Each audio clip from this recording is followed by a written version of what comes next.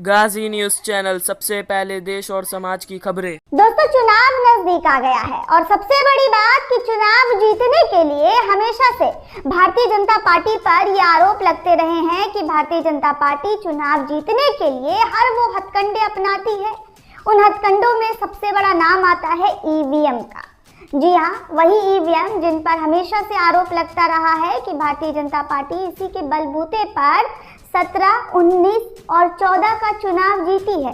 इसी ईवीएम को हैक करके वो बहुमत में सरकार बनाई और प्रचंड बहुमत के साथ सत्ता में काबिज हुई है, ऐसा आरोप लगता है। चाहे वो आम नागरिक हो या फिर चुनाव के जो दावेदार हैं विपक्षी दल, वो इन सब पर आरोप लगाते रहते हैं कि ईवीएम के बल से ही चुनाव जीत जाती है। ये ऐसा लगता है आम आदमी हो या फिर विपक्षी दल के नेता ये ईवीएम नाम के तोते पर आरोप लगाते रहते हैं कि वो इसी से सारे दांव सेट करती है, सारे पिच तैयार करती है। और चुनाव से ठीक पहले ईवीएम का मामला अब सुप्रीम कोर्ट पहुंच गया है। 5 राज्यों में विधानसभा चुनाव की तैयारियां चल रही है। इसी बीच ईवीएम विवाद एक बार फिर से सुर्खियों में आ गया है और ये विवाद इस बार सुर्खियां बटोरते बटोरते सुप्रीम कोर्ट पहुंच गया है, क्योंकि ईवीएम का मुद्दा हमेशा से गर्माता रहा है। ईवीएम ही एक ऐसी मशीन है जिस पर सारे विपक्षी दल एक साथ सहमति के साथ खड़े नजर आते हैं कि ईवीएम से बंद कराया जाए चुनाव, लेकिन भारतीय जनता पार्टी है कि मानती नहीं है। इस बार वरिष्ठ अधिवक्ता मनोहर लाल शर्मा ने सुप्रीम कोर्ट में ईवीएम से मतदान के खिलाफ याचिका दाखिल कर दी है और कहा है कि सुप्रीम कोर्ट इस पर संज्ञान ले और ईवीएम से चुनाव ना होने दे। उन्होंने अपनी याचिका पर जल्द से जल्द सुनवाई करने की मांग की है, क्योंकि चुनाव नजदीक है। इस सुनवाई के मांग पर सीजीआई एनवी रमना ने कहा कि क्या अब आपको ईवीएम मशीन से दिक्कत है। इसके जवाब में सुप्रीम कोर्ट के वरिष्ठ अधिवक्ता मनोहर लाल शर्मा ने कहा कि बैलेट पेपर से ही चुनाव होना चाहिए।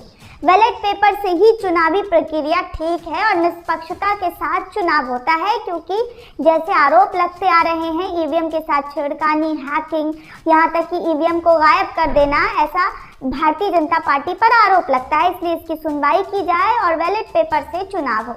हम कानूनी नजरिए से बात कर रहे हैं। साथ ही उन्होंने सुप्रीम कोर्ट से विधानसभा चुनावों से पहले ही सुनवाई की मांग कर डाली है कि जो विधानसभा 5 राज्यों में चुनाव होने जा रहे हैं उससे पहले आप इस मामले पर संज्ञान लें और सख्ती से ईवीएम को बैन करें। इस पर मुख्य न्यायाधीश ने कहा कि वो इस मामले को देखेंगे, सोचेंगे, विचारेंगे, जांच करेंगे, पड़ताल करेंगे, उसके बाद ही इस पर फैसला लिया जाएगा।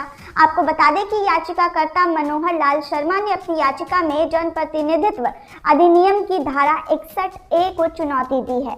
धारा 61A में बैलेट पेपर की जगह इलेक्ट्रॉनिक वोटिंग मशीन यानी ईवीएम से मतदान कराए जाने का प्रावधान किया है। याचिकाकर्ता का कहना है कि इस प्रावधान को अब तक संसद से मंजूरी नहीं मिली है, लिहाजा मतदान बैलेट पेपर के जरिए ही कराया जाए, जिससे आम नागरिकों का विश्वास बना रहे। जिस तरह से ईवीएम पर आरोप लगता है कि ईवीएम के साथ धांधली होती है, हैकिंग होता है, छेड़खानी होता है, इसको बंद कराया जाए, क्योंकि अमेरिका जैसे विकसित देशों में भी ईवीएम से वोटिंग नहीं होती है। उन्होंने इस बात का भी दावा किया है कि ईवीएम से कराए गए सभी चुनाव अवैध हैं। सब जगह बैलेट पेपर के जरिए फिर से मतदान कराया जाना चाहिए। आपको बता दें कि हर बार विधानसभा, जी हाँ, विधानसभा और लोकसभा चुनाव से पहले ईवीएम का मुद्दा जरूर उठता है। 2019 लोकसभा चुनाव से पहले यानी कि अगस्त 2018 में 17 विपक्षी दलों ने इस मुद्दे को उठाया था। उस समय 17 विपक्षी दलों का एक प्रतिनिधि मंडल चुनाव आयोग से भी मिला था और ईवीएम को बैन करने के लिए कह रहा था। साल 2018 में इससे पहले कांग्रेस और समाजवादी पार्टी अपने अधिवेशन में बैलेट पेपर पर लौटने की मांग करते हुए प्रस्ताव पारित किया था। वहीं तृणमूल कांग्रेस और बहुजन समाजवादी पार्टी भी ऐसा मांग करती हुई नजर आई है कि ईवीएम को बैन कराया जाए। ईवीएम से धांधली होती है। बंगाल चुनाव में भी ईवीएम पर शक की सुई घूमी थी, लेकिन ममता बनर्जी जीत हासिल करने के बाद इस मामले को ठंडे बस्तर में डाल दिया, क्योंकि वो चुनाव जीत चुकी थी। लेकिन जो हार जाते हैं वो ईवीएम पर जरूर ठीकरा फोड़ते हैं कि ईवीएम में धांधली होती है। और ऐसे कई एक्सपर्ट्स भी हैं, उनका भी कहना है कि ईवीएम जो है उसमें खेल हो सकता है। तो आप सोचिए कि ईवीएम का जो मुद्दा है वो एक बार फिर से सुप्रीम कोर्ट पहुंच चुका है। अब ऐसे में कि सवाल उठते हैं कि क्या सुप्रीम कोर्ट ईवीएम बैन करेगी? क्या सुप्रीम कोर्ट इस धांधली को बैन करते हुए बैलेट पेपर से चुनाव लड़ेगी? आपको बता दें कि भारत के चुनावी इतिहास की बात करें तो ईवीएम मशीनों के प्रयोग से पहले देश भर में अलग अलग स्तरों पर होने वाले चुनाव मतदान केंद्रों पर हमले, मतपेटियों में मत भरने जैसी घटनाओं से प्रभावित रहे हैं और ये हमले राजनीतिक पार्टियों के लिए काम करने वाला असामाजिक तत्व किया करते थे। लेकिन नई सदी के आगमन के साथ साथ ही चुनावों में ईवीएम मशीनों का प्रयोग शुरू होने के बाद ऐसी घटनाएं बीते दिनों की बात हो गई है। हालांकि समय समय पर इन मशीनों की प्रामाणिकता पर सवाल उठते रहे हैं कि इस पर धांधली होती है। अक्सर चुनाव हारने वाली पार्टियां सवाल उठाती है कि इन मशीनों को बैठकर हैक किया जा सकता है। इन मशीनों में चिप लगाकर इस ईवीएम को हैक किया जा सकता है। आपको बता दें कि अमेरिका स्थित एक हैकर ने यह दावा किया था कि साल 2014 के चुनाव में मशीनों को हैक किया गया था। इस चुनाव में बीजेपी के नेतृत्व वाले गठबंधन ने भारी बहुमत के साथ जीत दर्ज की थी। हालांकि भारतीय चुनाव आयोग ने इन दावों को खंडन कर दिया था। भारतीय चुनाव आयोग ने कहा था कि ऐसा कुछ नहीं होता, ईवीएम से कोई हैकिंग वैकिंग नहीं होती है। लेकिन इन मशीनों में तकनीकी इस्तेमाल को लेकर आशंकाएं जाहिर की गई है। दोस्तों, कई ऐसे वीडियोस वायरल हुए हैं कि किसी और पार्टी को चुनाव के समय वोट दिया गया है तो किसी और पार्टी का जो है बटन सेट होता है और वो दूसरी पार्टी पर ही जाकर जिस पर सेट किया जाता है उस पर ही आते हैं चुनाव वाले पहचान। तो कई लोगों ने वीडियो बनाकर वायरल भी किया था और इस पर कई तरह की राय भी सामने आई थी। हालांकि भारत की अलग अलग अदालतों में इस मुद्दे पर कम से कम 7 मामले चल रहे हैं, जिनमें एक मामला और ऐड हो गया है और ये ऐड हुआ है 5 राज्यों में चुनाव होने से पहले के मामले कि ईवीएम को बैन किया जाए। लेकिन चुनाव आयोग हर मौके पर इन मशीनों की हैकिंग प्रूफ बताता आया है कि ऐसा कुछ नहीं होता है। भारत के चुनाव में 16 लाख ईवीएम मशीन इस्तेमाल की जाती है और ऐसी हर एक मशीन में अधिकतम 2000 मत डाले जाते हैं। किसी भी मतदान केंद्र पर रजिस्टर्ड मतदाताओं की संख्या 1500 और उम्मीदवारों की संख्या 64 से ज़्यादा नहीं होती है।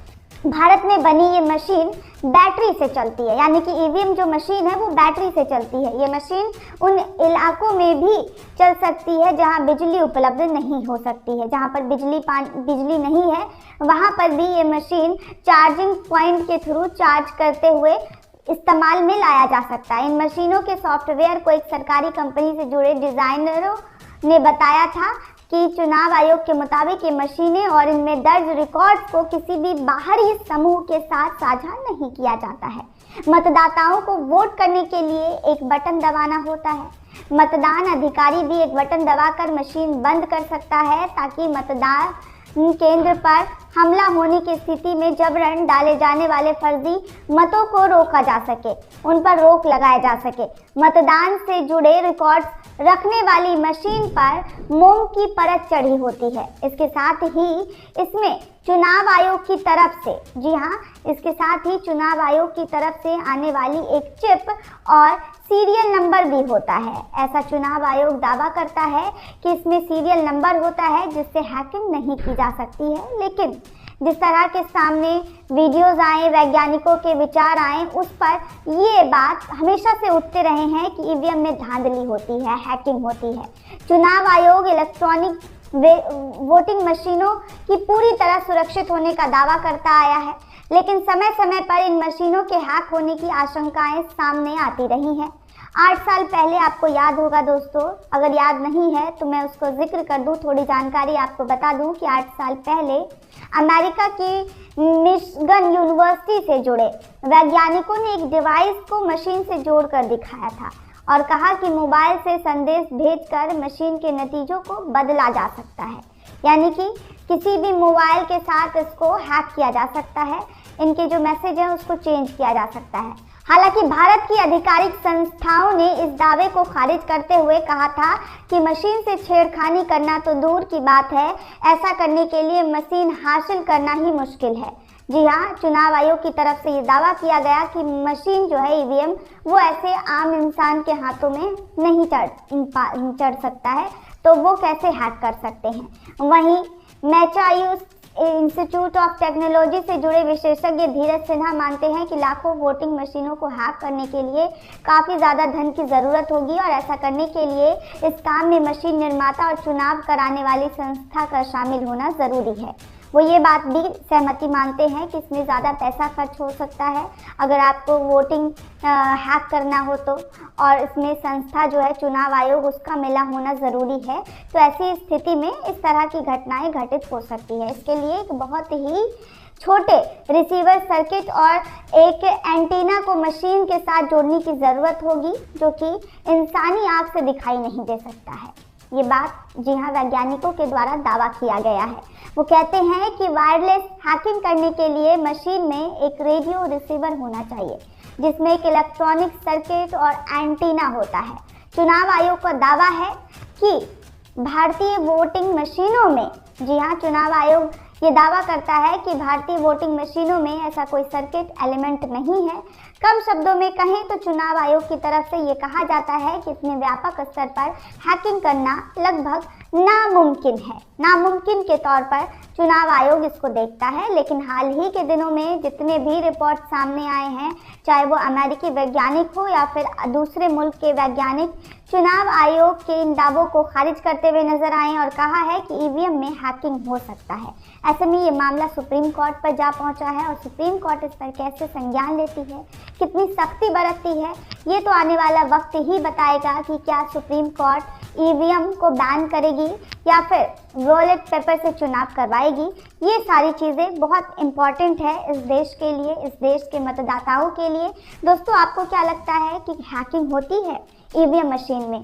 अगर आपको हाँ या ना में जो भी लगता है हमें कमेंट कर। आपको हमारी न्यूज़ कैसी लगी आप हमें कमेंट करके ज़रूर बताएगा। अगर आप गाजी न्यूज़ चैनल पे नहीं हुए तो हमारे चैनल को सब्सक्राइब ज़रूर कर लिएगा और बेल आइकन प्रेस करना बिल्कुल ना भूलिएगा ताकि हमारी लेटेस्ट वीडियो आप तक पहुंचे। और अगर वीडियो अच्छी लगी तो लाइक ज़रूर करिएगा।